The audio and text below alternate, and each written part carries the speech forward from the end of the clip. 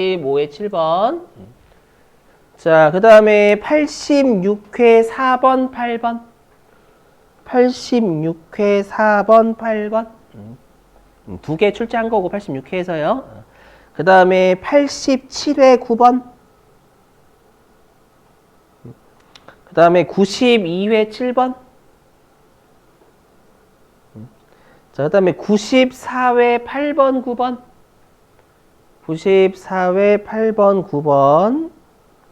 그 다음에 95회 9번. 다시 불러드릴게요. 85회 7번, 86회 4번, 8번, 87회 9번, 92회 7번, 94회 8번, 9번, 95회 9번 이렇게. 예. 그래서 우리 재고자산은 가로 2번 단가 결정 방법이라는 걸 출제를 좀 많이 해요. 자, 다시 이제 PPT 화면 보시죠. 자, 보실게요. 자, 여기. 자, 여러분들 우리가, 자, 만약에 우리 회사가 야구르트가 10개가 있는데, 야구르트가 기말에 10개 있대요. 10개 있는데, 하나당 100원짜리래요. 그럼 야구르트 금액은 1,000원이 되는 거죠, 1,000원.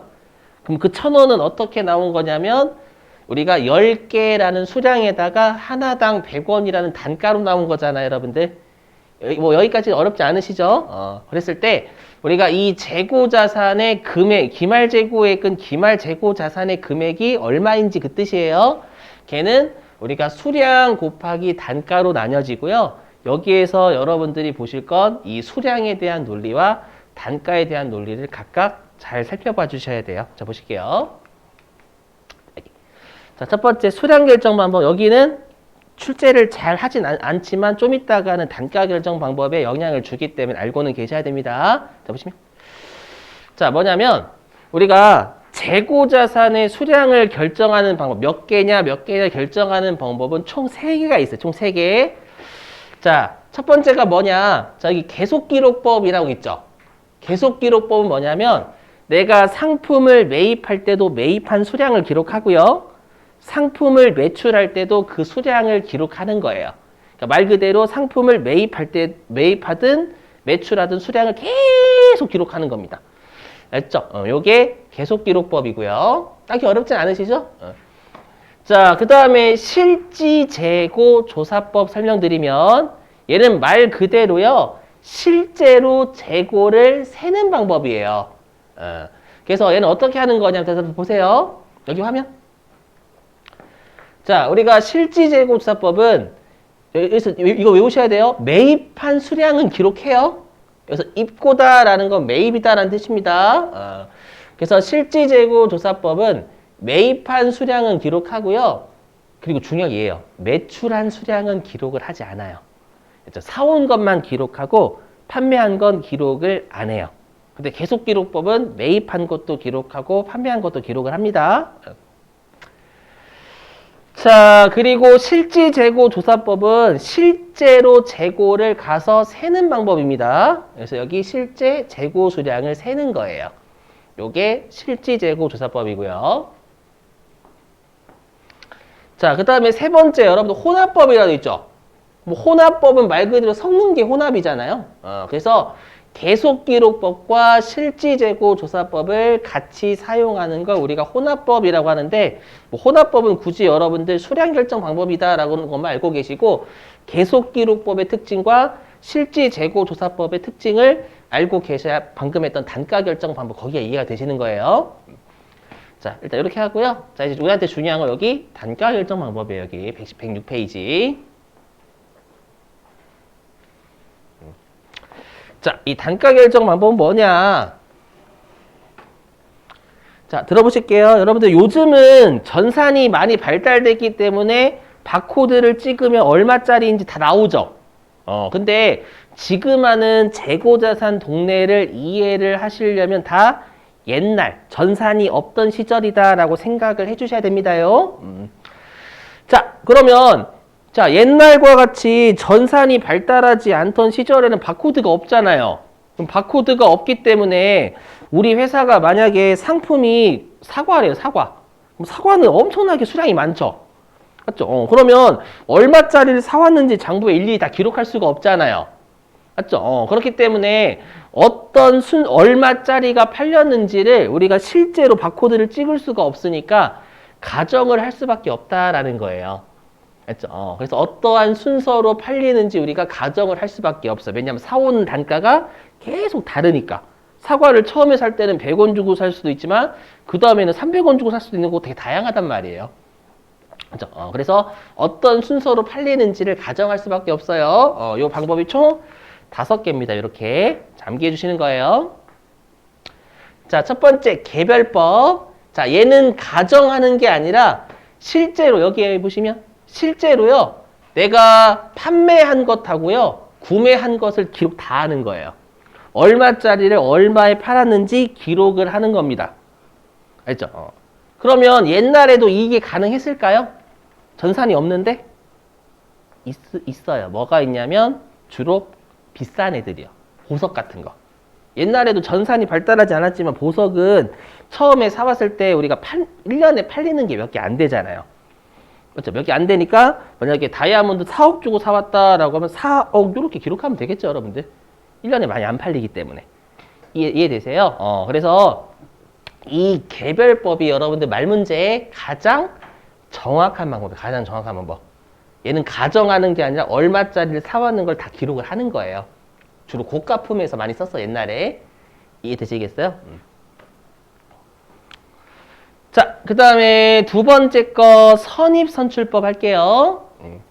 혹시 여러분들 마트나 여러분들이 홈플러스나 편의점 같은 데 가실 때 유제품 코너에서 가장 앞에 있는 걸 사세요? 뒤에 있는 걸 사세요? 일반적으로. 우유 같은 거 사실 때 우유나 이런 것도 좀 약간 상하기 쉬운 애들 있잖아요. 빨리 안 마시면. 맞죠? 그럼 유제품 코너 가시면 여러분 앞에 있는 거 집으세요? 뒤에 있는 것부터 집으세요? 일반적으로. 뒤에 있는 거. 특히 어머니들 많이 그렇게 하시죠. 왜 그러냐면 앞에 있는 게 예전에 샀던 거고 뒤에 있는 게 최근에 산 거잖아요. 맞죠? 그 말은 뭐냐면 기업들은 먼저 사온 걸 먼저 팔아야 되죠. 먼저 사온 걸 먼저 팔아야 되기 때문에 앞에다 진열을 하는 거예요. 그걸 우리가 뭐라고 하냐면 선입선출법이라 불러요. 여기. 자, 선자가 우리 선수금 할 때 선자예요. 먼저 선. 그러니까 먼저 구입했다 그 뜻이에요. 먼저 구입한 상품을 선출, 먼저 판매하는 방법이 뜻이 돼요. 이해되세요? 그래서 실제로 이제 편의점 아르바이트 하시면 편의점 사장님도 야 선입선출법으로 정렬해, 선입선출법으로 진열해 이런 표현 쓰시거든요. 그 말은 앞에 먼저 사온 걸 앞에 진열해 놓으라는 얘기예요. 알죠? 그게 선입선출법이고요. 자, 그 다음에 후입선출법은 선입선출법의 반대예요. 뭐냐면 여러분들 우리가 후라는 건 나중 후자예요. 그래서 나중에 구입한 상품이 후입이고요. 선출은 먼저 판다라는 뜻입니다. 나중에 사온 상품을 먼저 판대요. 이런 기업이 거의 있을까요? 없겠죠. 대부분의 기업들은 선입선출법 주로 씁니다, 여러분들. 그래서 나중에 이 선입선출법하고 후입선출법은 워낙 극과 극이니까 비교하는 말문제도 출제를 많이 하는 편 중에 하나예요. 알죠? 비교하시고. 자, 이제는 평균법입니다. 자, 여기를 여러분들 말문제를 꽤 어려워하세요. 자, 이 보실게요. 자, 우리가 평균법은요. 아까 했던 여기 화면 보시면 아까 평균법은 여기 계속기록법의 평균법이 있고요. 실지재고 조사법의 평균법이 있어요. 이 평균법, 계속기록법의 평균법과 실지재고 조사법의 평균법이 이름이 다릅니다. 그 이름을 반대로 출제하거든요. 그러면 이 이름을 기억하시려면 얘네들의 특징을 알고 계세요. 특징을. 자, 보실게요, 여기. 자, 화면 보시면 여기. 자, 계속기록법의 평균법부터 할게요. 자, 들어보시면. 자, 우리가 평균법은 평균을 내는 거예요. 단가의 평균을 내는 겁니다. 그랬을 때, 여러분들 우리가 계속기록법은 아까 물건을, 상품을 사올 때만 기록한대요. 판매할 때도 기록한대요. 후자죠. 판매할 때도 기록한다면서요. 그 말은 판매할 때마다 평균이 얼마인지 알아야 돼요. 지금 논리로 접근하시는 거예요. 계산이 아니라. 그럼 판매할 때마다 평균을 알려면 4월 때마다 평균을 계속 매겨야 돼요. 이해되세요? 그러면 4월 때마다 평균을 계속 매기면 평균이 움직여요? 움직이지 않아요? 움직이죠. 그래서 우리가 평균이 움직인다라고 해서 여기 계속 기록법의 평균법을 이동자 써요. 평균이 이동하는 방법. 이해되세요? 그래서 계속 기록법의 평균법을 이동평균법이라고 하는데 이걸 어떻게 장난치냐면 실지재고조사법의 평균법을 이동평균법이라고 하는 장난을 쳐요. 이해되시겠어요? 특히 말 문제는 진짜 기가 막히게 닥치를 해요, 여러분들. 이런 거 조심하시고. 자, 그 다음에 질문. 자, 시험에 이렇게 나오는 거예요. 어떻게 출제가 되냐면 이동평균법은 평균을 구하는 게 되게 간단하다 나오면 틀릴까요? 맞을까요? 틀려요. 왜냐면 평균을 계속 내야 되잖아요, 여러분들. 맞죠? 그렇기 때문에 좀 이따가 곧 할 총평균법하고 비교하시면 요 이동평균법 평균을 계속 매겨야 되니까 되게 복잡해요. 알죠?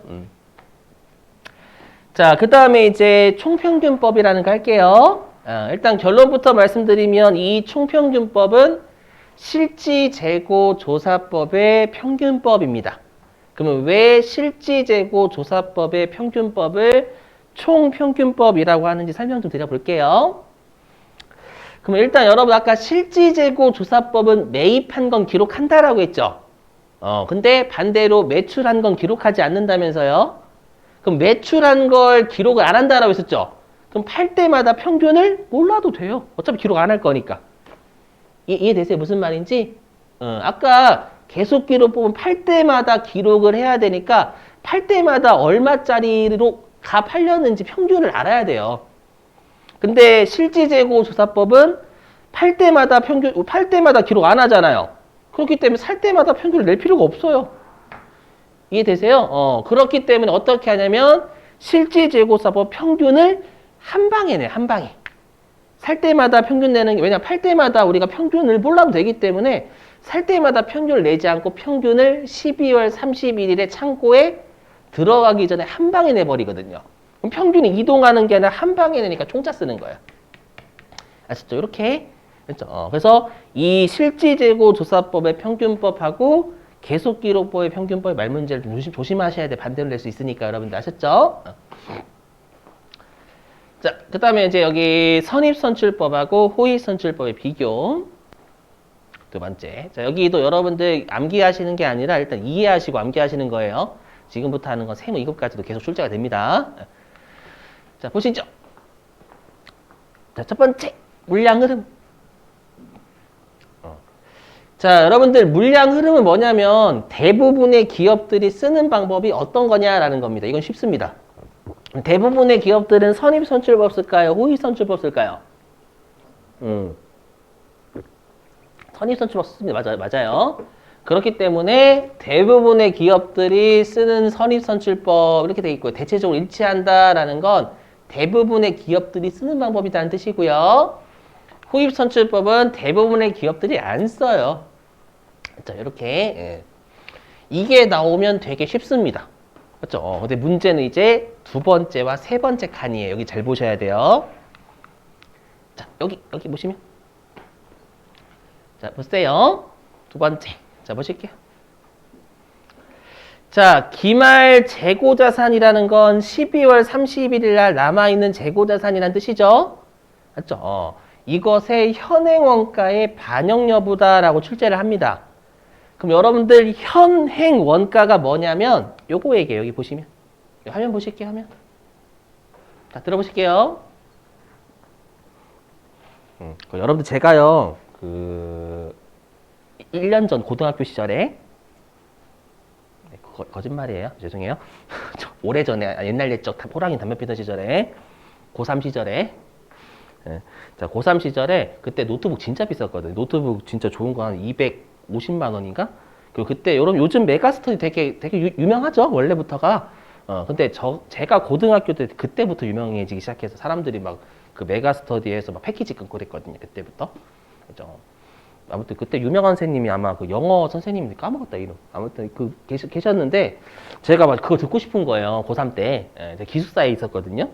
그때 얼마 주고 샀냐면 노트북을 200만 원이고 부모님이 사주셨어요. 어머니께서 200만 원 주고 사주셨어요. 그렇죠? 그러면 그 200만 원은 지금 제 입장에선 취득 원가가 되는 거예요. 왜냐하면 취득 원가 뭐냐면 과거에 그 자산 얼마 주고 샀는데 그걸 우리가 회계에서 취득 원가라고 부르거든요. 그러니까 취득 원가는 과거에 샀었던 그 자산 가격을 취득 원가라고 부르는 거예요. 이해되세요? 자, 근데 그 기숙사에서 원래 공부해야 되는데 가끔씩 그 게임하고 싶어가지고 게임했거든요. 원래 게임을 했는데 그때 누가 훔쳐갔어요, 제 거 노트북을. 진짜로. 근데 부모님한테 말할 수가 없죠. 훔쳐갔어요 라고 하면은 죽을 거 아니에요. 그래서 가만히 이제 네, 배를 쬐죠. 얘기를 안 했어요, 부모님한테. 근데 갑자기 졸업하는 날 오시겠대요. 당황해가지고 엄마 오지 마 했더니 오시겠대. 했죠. 어떻게 됐을까? 두드려 맞았어요. 왜 얘기 안 했냐고? 못 찾았죠. 근데 만약에 여러분들 그냥 만약에 그 옛날에 샀던 그 노트북이 지금으로는 되게 똥값이겠죠. 거의 몇 년 전이라고는 얘기 안 하고 그냥 거의 이제 10년 넘게 됐으니까. 그죠? 그러면 그 예전에 샀었던 노트북을 지금 현재 가격으로 산다면 예를 들어서 한 20만 원 한대. 솔직히 20만 원도 안 될 거예요. 옛날 사양이니까. 20만 원이 지금 산다면. 그러면 그 20만 원을 회계해서 현행 원가라고 불러요. 그 자산을 지금 가격으로 산다면 줘야 되는 가격을 현행 원가다라고 불러요. 이해되시는가요? 그래서 우리가 자산을 과거에 샀었던 금액은 취득 원가. 물론 과거라는 건 1년 전도 과거예요. 근데 그 자산을 지금 가격으로 산다면 줘야 되는 자산 금액을 우리가 현행 원가다라고 부르는 거예요. 그렇죠? 그럼 결론은 뭔데? 현행 원가하고 같은 말이 시가예요. 우리 이런 말 쓰죠. 현실에서 현행 법안이 통과되지 않고 있다 뭐 이런 말 쓰잖아요, 여러분들. 그렇죠? 현행이 현재잖아요, 현재. 현재니까 현재 원가는 시가라고 생각하시면 되는 거예요, 여러분들. 아셨죠? 이렇게. 자, 그럼 여러분 질문. 시가는 최근 거예요, 과거 거예요? 시가라는 것. 그렇죠. 그래서 여기 해석 잘 하셔야 돼요. 시가는 최근 거. 그 다음에 기말재고는 12월 31일에 남아있는 거죠, 여러분들. 자, 그럼 잘 보세요. 자, 이거를 그냥 외우시는 거하고 이해하시고 외우시는 건 차이가 엄청나게 클 거예요. 자, 보시면. 자, 우리 회사가요. 여기다 쓸게요. 자, 우리 회사가요. 상품을요. 처음에 100원 주고 샀고요. 그 다음에 200원 주고 산 거예요. 이게 사온 순서예요. 처음에 100원 주고 샀고 그 다음에 200원 주고 산 거예요. 그럼 최근 거는 200원이고 예전 거는 100원이 되겠죠. 사례에서요. 이해되세요? 자, 그랬을 때 그럼 여러분 우리가 선입선출법 같은 경우에는 얼마짜리가 먼저 팔리는 거예요? 그렇죠. 선입선출법은 먼저 사온 걸 먼저 파는 거잖아요. 그러면 100원짜리가 먼저 팔릴 거예요. 맞죠? 근데 우린 지금 팔린 거 봐요. 기말재고니까 남아있는 걸 봐요. 그래서 남아있는 걸 보시는 거잖아요. 그럼 선입선출법은 100원짜리가 먼저 팔리니까 남아있는 건 선입선출법은 200원짜리가 남아있을 거예요. 맞나요? 죄송한데 그냥 선입이라고 좀 표현할게요. 선입. 그럼 질문. 그럼 선입선출법에서 남아있는 건 최근 거예요? 예전 거예요? 그죠? 최근 거죠. 최근에 산 200원짜리 남아있는 거잖아요. 그럼 선입선출법에서 남아있는 건 시가를 잘 반영해요? 못해요? 반영하죠. 여기 200원 최근 거잖아요. 맞죠? 그래서 뭐라고 하냐 여기. 선입선출법은 기말재고자산의 시가를 잘 반영한다라고 표현하는 거예요. 됐어요? 이렇게. 왜냐면 이거 장난치거든요, 여러분들. 선입선출법은 기말재고자산의 현행원가를 반영하지 못한다 이렇게 장난쳐요, 실제로. 맞죠? 자, 그 다음에 이제 후입선출법의 기말재고자산 볼게요. 남아있는 거에 남아있는 거. 자, 그러면 후입선출법은 얼마짜리가 남아있어요? 그렇죠. 죄송해요. 후입선출법 얼마짜리가 팔려요, 먼저? 그렇죠. 나중에 사온 200원이 먼저 팔릴 거 아니에요, 후입선출법은요. 맞죠? 근데 우리 지금 남아있는 거 보는 거니까 200원짜리가 팔린다면 후입선출법에서 남아있는 거 얼마짜리가 남아있어요? 그죠? 100원짜리가 위에 있는 거.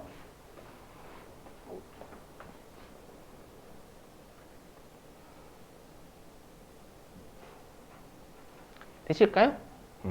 그럼 질문. 후입선출법에서 남아있는 건 예전 거, 최근 거.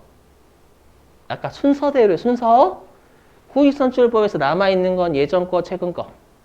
그죠? 예전 거잖아. 위에 있는 100원짜리 예전 거잖아요. 200원에 비해서 상대적으로 예전 거잖아요. 맞죠? 그럼 예전 거니까 얘는 시가를 반영 못해요. 기말 재고 자산이 남아있는 게 기말의 시가를 잘 반영하지 못한다라는 거예요. 이해되시겠어요? 이렇게? 꼭 이해하시고 암기해 주셔야 돼요. 요거 세무 이거까지 계속 낸다니까요. 요거. 자, 그 다음에 이제 세 번째는 이제 수익, 비용, 대응 여부고요. 자, 여기에서의 수익은 뭐냐면 이건 색깔을 좀 구분할게요. 여기서 수익은 매출입니다.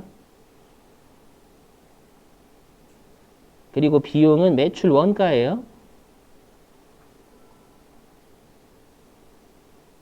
매출 원가입니다. 여기서 보실 건 뭐냐면 우리가 최근의 수익에 최근의 비용이 대응되는지 최근의 수익에 과거의 비용이 대응되는지 보시는 거예요, 여러분들. 해보죠. 다시 이제 이쪽 아래 보시면 이제 위 거 보지 마시고 아래 거 보시면 돼요. 100원, 200원.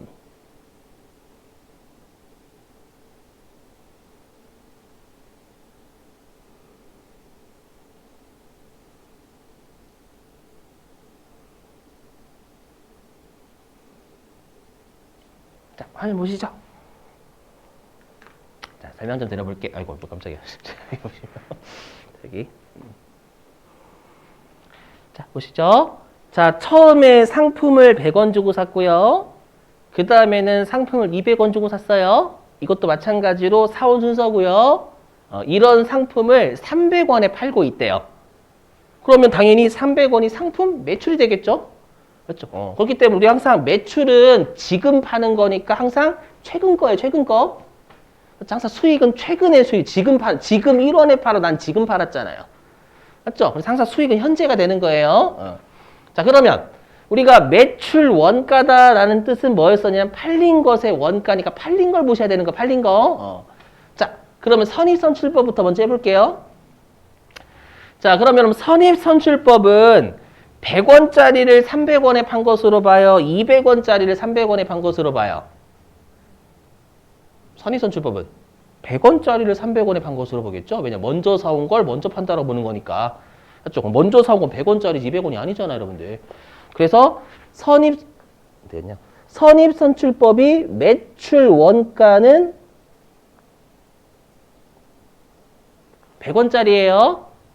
아까는 남아있는 거고 여기는 남아있는 걸 보시는 게 아니라 팔린 걸 보시는 거예요. 매출 원가이기 때문에 팔린 것의 원가.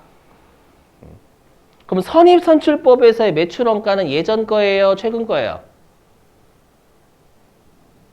그렇죠. 예전 거 순서. 200원이 상대적으로 최근 거, 100원께 상대적으로 예전 거잖아요, 여러분들. 이해되세요? 그럼 선입선출법은 예전 걸 300원에 파는 거니까 비용은 과거죠, 과거. 이해되시겠어요? 그래서 뭐라고 하냐면 우리가 선입선출법은 수익비용 대응이 부적절하다라고 표현해요. 과거의 비용에 최근의 수익이 대응이 되는 거잖아요. 그럼 시점이 일치하지 않는 거예요. 이해되세요? 이렇게? 자, 이제는 후입선출법 해볼게요. 후입선출법. 자, 그럼 여러분 후입선출법은 얼마짜리를 300원에 파는 거예요? 그렇죠. 200원짜리를 300원에 파는 거죠. 후입선출법은요. 그렇죠. 그럼 후입선출법에서 매출 원가는 200원이 되겠죠. 200원.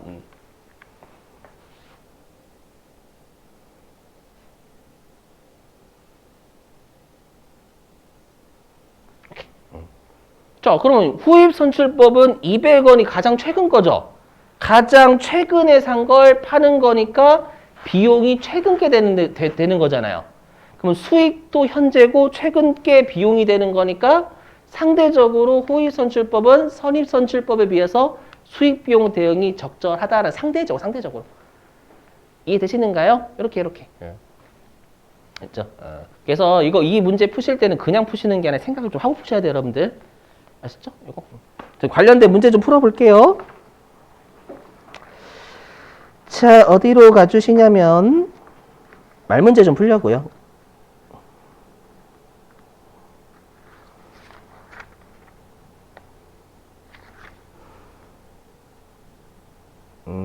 어디 있냐? 여러분들 326페이지.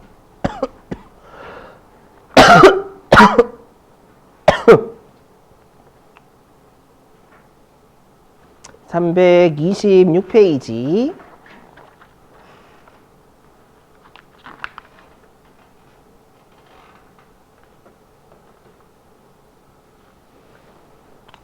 자, 326페이지에 몇 번이냐면은요, 여러분들 8번이에요, 8번. 자, 8번. 자, 문제 좀 읽어보죠. 자, 재고자산의 단위 원가 결정 방법에 해당하지 않는 것은 이라고 되어 있으니까 우리가 단위 원가다라는 건 단가 얘기하는 거예요. 하나당 원가가 단가잖아, 단가. 그래서 재고자산의 단가를 결정하는 방법이 아닌 것 찾아라 그 뜻이에요. 딱 봐도 이상한 놈 하나 있죠, 여러분들. 뭐 있어요?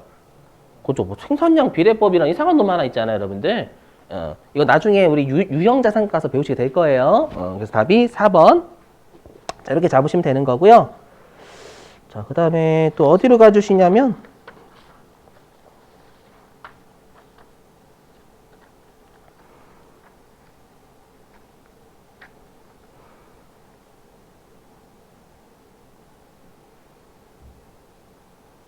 아유, 참, 이건 아직 지금 다른 걸 배워야 풀 수 있겠군요.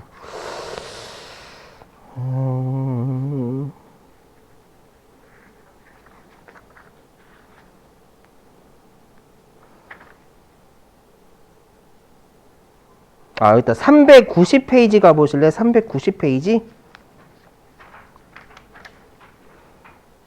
390.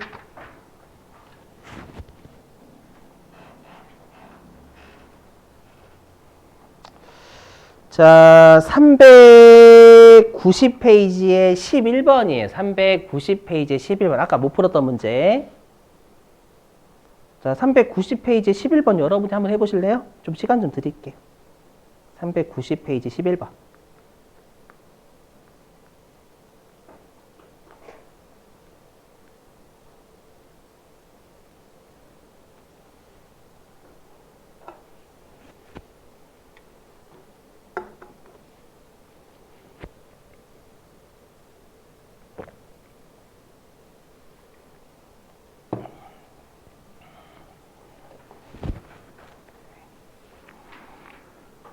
여러분 거기 우리가 앞으로 순자라는 거 순수한 금액이다 그때 순수한 금액 순매출액 순수한 매출액 그 뜻입니다. 순수한 매출액 11번.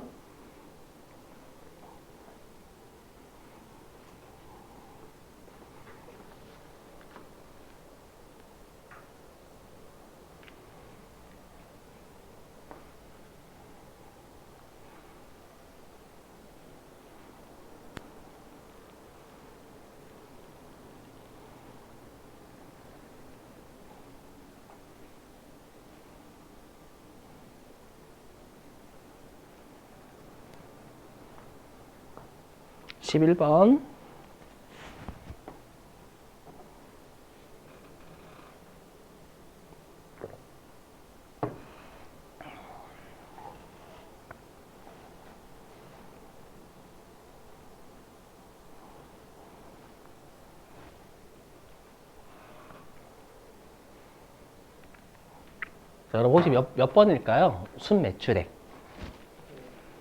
자, 일단 여기 보실게요. 조심하실게. 자, 여기. 자, 여기 보시면, 우리가 일단 총 매출액은 200만 원이죠. 맞죠? 총 매출. 일단 전체 매출액 200이고요. 근데 우리가 매출 할인 어떻게 해요? 매출 할인. 매출액에서 어떻게 해요? 그죠? 빼죠? 그러면 일단 매출 할인까지 하면 순 매출액은 180만 원 되는 거예요. 이해되세요?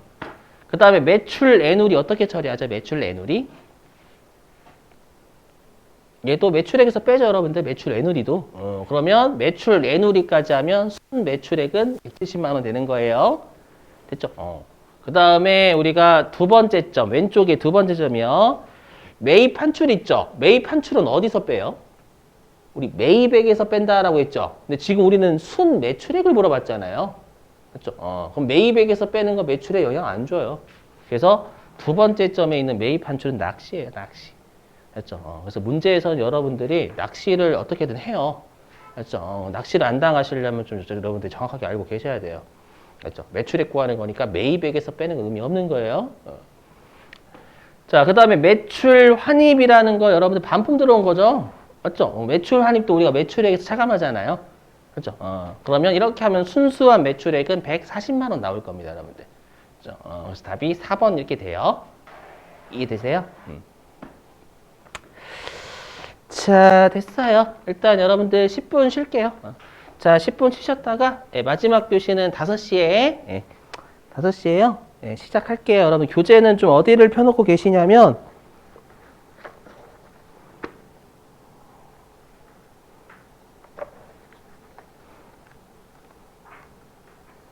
계산하는 문제를 내기 때문에 107페이지 펴놓고 계십니다. 107페이지.